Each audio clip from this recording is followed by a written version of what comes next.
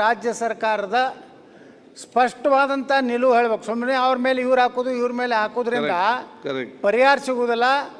ರಾಜ್ಯ ಸರ್ಕಾರದವ್ರು ಹೇಳ್ತಾರೆ ಅಲ್ಲಿ ಫಾರೆಸ್ಟ್ ಆ್ಯಂಡ್ ಎನ್ವೈರ್ಮೆಂಟ್ದವ್ರು ಅಡ್ಡ ಹಾಕಿರ್ತಾರೆ. ಈಗ ಬೆಲ್ಲದವ್ರು ಹೇಳಿದ್ರು ಇಲ್ಲಿ ವಕೀಲರು ಸರಿಯಾಗಿ ಅದನ್ನು ಇದು ಮಾಡಿ. ಅದಕ್ಕೆ ನಾವು ಮಾನ್ಯ ಉಪಮುಖ್ಯಮಂತ್ರಿ ಕೇಳೋದೇನೆಂದರೆ ಕರ್ನಾಟಕ ಸರ್ಕಾರದ ಈ ಒಂದು ಯೋಜನೆ ಬಗ್ಗೆ ಸ್ಪಷ್ಟವಾದ ನಿಲುವು ಏನು.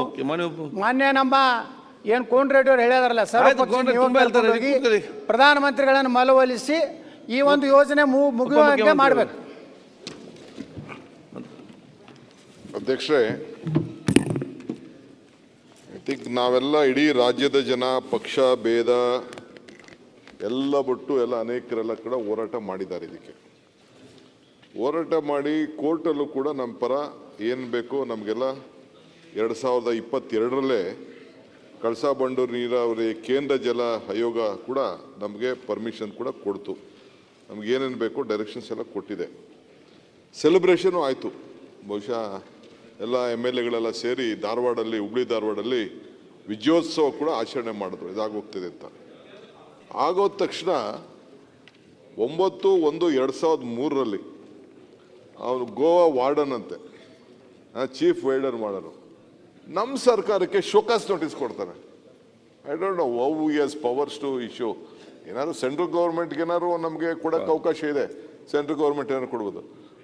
ಸೆಂಟ್ರಲ್ ಈಗ ನಾನೇ ಆಗಲಿ ನಮ್ಮ ರಾಜ್ಯದ ಆಫೀಸರ್ ಆಗಲಿ ಹೌ ಕ್ಯಾನ್ ಈ ಗಿವ್ ಟು ದಟ್ ಸ್ಟೇಟ್? ನೀವು ಈ ಥರ ಏನು ಮಾಡೋಕ್ಕೆ ಹೋಗ್ಬಿಡಿ, ನೀವು ಇವತ್ತು ಸೆಲೆಬ್ರೇಷನ್ ಮಾಡಿಬಿಟ್ಟಿದ್ದೀರಿ, ನಿಮಗೆ ಕೋರ್ಟ್ ಆರ್ಡರ್ ಆದ ತಕ್ಷಣ ನೀವು ಮುಟ್ಟಕ್ಕೆ ಹೋಗ್ಬಿಡಿ ಅಂತ ಕೊಟ್ಟಿದ್ದಾರೆ. ಆಗ ನಮ್ಮಲ್ಲಿ ಏನೋ ಒಂದು ತಪ್ಪಾಗಿದೆ ಅಂತ ನನ್ನ ವೈಯಕ್ತಿಕವಾಗಿ, I am not a law student, ನನಗೆ ಇಲ್ಲ, with my little basic common sense and experience, ಅವನು ನೋಟಿಸ್ ಕೊಟ್ಟರು ಅಂದ ತಕ್ಷಣ we should start care to that notice. ನಾನು ಆ ಸ್ಟ್ಯಾಂಡಲ್ಲಿ ಅವತ್ತಿದ್ದಿದ್ರೆ ನಾನು ಕೇರೇ ಮಾಡ್ತಿರ್ಲಿಲ್ಲ. ಅವನು ಯಾರ, ನೀನು ಯಾರಯ್ಯ ನನಗೆ ಕೊಡೋಕ್ಕೆ ನೋಟಿಸು? ಏನಾಯಿತು, ಸೆಂಟ್ರಲ್ ಗೌರ್ಮೆಂಟ್ ಕೊಡಬೇಕು,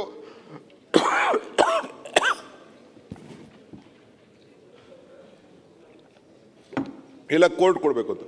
ಈ ಮಧ್ಯದಲ್ಲಿ ಅವ್ರು ಹೇಳ್ದಂಗೆ ಕೋರ್ಟ್ಗೆ ಹೋಗ್ಬಿಟ್ಟಿದ್ದಾರೆ, ಸುಪ್ರೀಂ ಕೋರ್ಟ್ಗೆ ಹೋಗಿದ್ದಾರೆ. ನಾನು ಮೊನ್ನೆ ಹೋಗಿ 4 ಸತಿ ನಾನು ಯಾದವ್ ಅವ್ರನ್ನ ಮೀಟ್ ಮಾಡಿದ್ದೀನಿ. I know him personally, is A very good man, ಈ ಪಾಸಿಟಿವ್.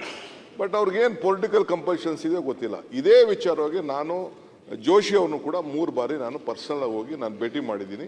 ಅವ್ರಿಗೂ ರಿಕ್ವೆಸ್ಟ್ ಮಾಡ್ಕೊಂಡು ಈಗೂ 23-24 ಒಳಗೆ ಯಾವಾಗಾರು ಒಂದಿನ ಬನ್ನಿ ಅಂತ ಕೂಡ ಟೈಮ್ ಕೊಟ್ಟಿದ್ದಾರೆ. That is a different question.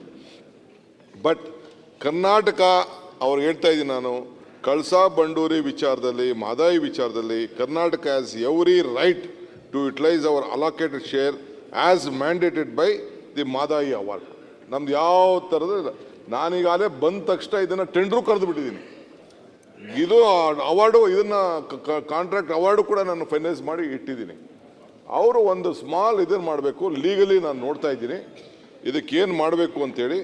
ಬಹುಶಃ ನಾನು ನಮ್ಮ ಅಡ್ವೊಕೇಟ್ಸ್ಗೆ ಹೇಳಿದೆ, ವಿ ವಿಲ್ ವಿಡ್ರಾ ಅಂತ ಸಂದರ್ಭ ಬಂದರೆ ಲೀಗಲಿ ಎಕ್ಸಾಮಿನ್ ಮಾಡಿಬಿಟ್ಟು ನಮ್ಮ ಅಡ್ವೊಕೇಟ್ ಜನರಲ್ ಹತ್ರ ಮಾತಾಡ್ಬಿಟ್ಟು ವಾಪಸ್ ಏನು ನಾವು ಕೋರ್ಟ್ಗೆ ಹಾಕಿದ್ರೆ ಅದು ವಿಡ್ರಾ ಮಾಡಿಬಿಟ್ಟು ನಮ್ಮ ಜಾಗದಲ್ಲಿ ನಾವು ಕೆಲಸ ಮಾಡೋಕ್ಕೆ ಐ ಥಿಂಕ್ ಏನು ತೊಂದರೆ ಇಲ್ಲ ಅನ್ನೋದು ಕೂಡ ನನ್ನ ವೈಯಕ್ತಿಕವಾದ ಒಪಿನಿಯನು. ಸೊ ಅದಕ್ಕೆ ನಾನು ಕೆಲವು ಹತ್ರ ಕನ್ಸಲ್ಟ್ ಮಾಡ್ತಾ ಇದ್ದೀನಿ ಆನ್ ದಿಸ್ ಇಶ್ಯೂ, ಬಿಕಾಸ್ ಇದು ನಮ್ಮ ರಾಜ್ಯದ ಹಿತದ ವಿಚಾರ. ಸುಮ್ಮನೆ ಡಿಲೇ ಆಗ್ತಿದ್ದಂಗೆ ಹೋಗ್ತಾ ಇದೆ, ನೀರು ಅವ್ರಿಗೆ ಹೋಗ್ತಾ ಇದೆ. ನಮ್ಮ ಕೆಲಸ ಮಾಡೋಕ್ಕೆ ನೀನು ಮಾಡಬೇಡ ಅಂತ ಅಂದ್ಬಿಟ್ಟು how can some warder give notice to Karnataka government? ನಮ್ಮ ಚೀಫ್ ಸೆಕ್ರೆಟರಿ ಕಾಪಿ ಹಾಕ್ಬಿಟ್ಟು ನಮ್ಮ ವಾರ್ಡರ್ಗೆ. ಸೊ ಅದರಿಂದ ಇದೇ ಅಸೆಂಬ್ಲಿ ನಾವೆಲ್ಲ ಒಗ್ಗಟ್ಟಿನಿಂದ ಇದ್ರ ವಿರುದ್ಧ ರಾಜ್ಯದ ಹಿತವಾಗಿ ನಾವು ಹೋರಾಟ ಮಾಡಲೇಬೇಕಾಗ್ತದೆ. ಎಲ್ಲ ಹೋಗೋಣ, ಒಂದಿನ ಟೈಮ್ ಫಿಕ್ಸ್ ಮಾಡ್ತೀನಿ, we will go and we will demand.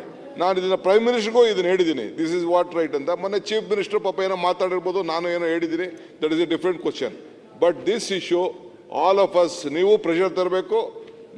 ನಾವು ಇದಕ್ಕೆ ಬದ್ಧವಾಗಿದ್ದೀವಿ, ನಾವು ಈ ಪ್ರಾಜೆಕ್ಟ್ ಮಾಡಲೇಬೇಕು. ಇದಾಯಿತು ಅಂದರೆ within 1 year we can see results. Doctor S T Ranganath, ನಾವೇನು ಪ್ರೆಷರ್ ತಗೊಂಬರೋದಿಲ್ಲ, ನೀವು ಕೋರ್ಟ್ ಮಾಡಿಬಿಟ್ರೆ ಆಗ್ಬಿಡ್ತೈತೆ. ಕೋರ್ಟ್ ನೋಡ್ರಿ, ಕೋರ್ಟ್ ಅಲ್ಲಿ ಇಟ್ ಇಸ್ ಇಂಪಾಸಿಬಲ್. ನಿಮ್ ಸ್ಟ್ಯಾಂಡ್ ಕರೆಕ್ಟ್ ಮಾಡಿ ಸುಮ್ಮನೆ ಅದಕ್ಕೆ ಏನೇನೋ ಹೋಗ್ತದೆ. ಅವ್ನು ಯಾರು ನೋಟಿಸ್ ಕೊಡಕ್ ಪಾರ್ಟಿಲಿ ಇದ್ದೀರಿ, ನೋಟಿಸ್ ನಾನು ಕೊಡಕ್ ಆಗ್ತದ? I can't give. ಇಲ್ಲ ನೀವು ನನ್ಗೆ ನೋಟಿಸ್ ಕೊಡಕ್ ಆಗ್ತದ? ಹಂಗೆ ಅವ್ರದೊಂದು ರಾಜ್ಯ, ನಮ್ದೊಂದು ರಾಜ್ಯ. ಏನಾದ್ರೆ ಸೆಂಟ್ರಲ್ ಗೌರ್ಮೆಂಟ್ ಹೇಳ್ಬೇಕು, ಕೋರ್ಟ್